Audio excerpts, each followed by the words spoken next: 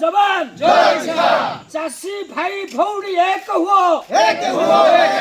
मंडी रे धान न देई पारिबारु सेवा समवाय समिति आगे चाषी अनशन। बालेश्वर जिला खैरा ब्लॉक वर्तमान सेवा समवाय समिति 130 जन चाषी रही जाइथिबा बेले समिति टार्गेट नथिबारु समिति धान न नेउथिबारु देखिबाकु मिलिछि। मात्र आउ गोटिए दिन बाकी थिबा बेले एबे चाषी माने मंडी रे धान देई न पारि वर्तमान सेवा समवाय समिति फाटक सम्मुख रे शताधिक चाषी अनशन रे बसिथिबा देखिबाकु मिलिछि। जदि धान न नियन्ते ए आंदोलन तीव्रतर हेबो नै चेतावनी दैछन्ती चाषी। बाबूजी रोटी जाबु शपथ करूछि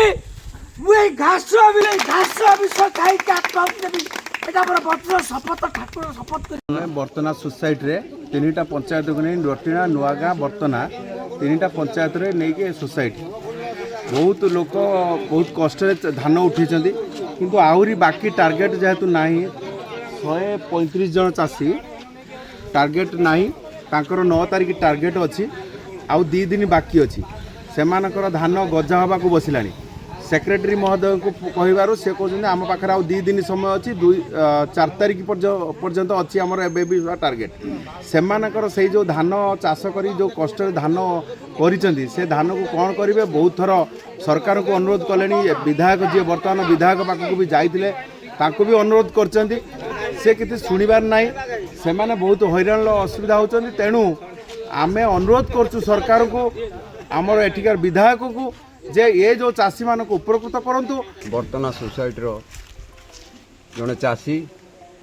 तेणु चाष हिसाब रे लोन करचु सोसाइटी भी धान जदि आमर एठू न उठे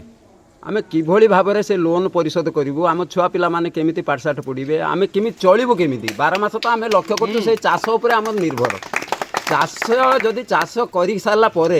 मार्च मास शेष पर्यंत जदि धान न उठे आम आज्ञा करूँ कौन बचबू केमिति आमको सरकार सहयोग करंतु एति आमर निवेदन आउ सेक्रेटरी महाशय को बर्तना सेक्रेटरी महाशय को भी निवेदन करचु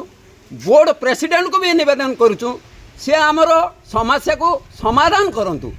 एठी पातर अंतर्क न करी सरकार आमको समाधान दियंतु। वर्तमान तो टार्गेट नहीं आपण धान केमी जीव टार्गेट आनिया पई तार जो विकल्प बाट अछि सेक्रेटरी बोर्ड प्रेसिडेंट से माने टार्गेट तैयारी करंतु केमिति आनिबे तांको जणा आमे केमि जानू आमर तो टोकन होइছে आमे जानिचु पंचायत रे सेक्रेटरी धान उठेबे पंचायत सरपंच अछंती समिति सभ्य अछंती समस्त अछंती समस्त हमको सहयोग करंतु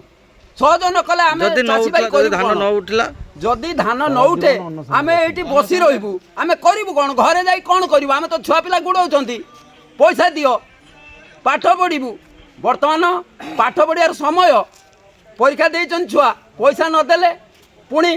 पाठ आगु को पढ़ी परिबेनी कोन करा जीवो। रिपोर्ट चकाखी।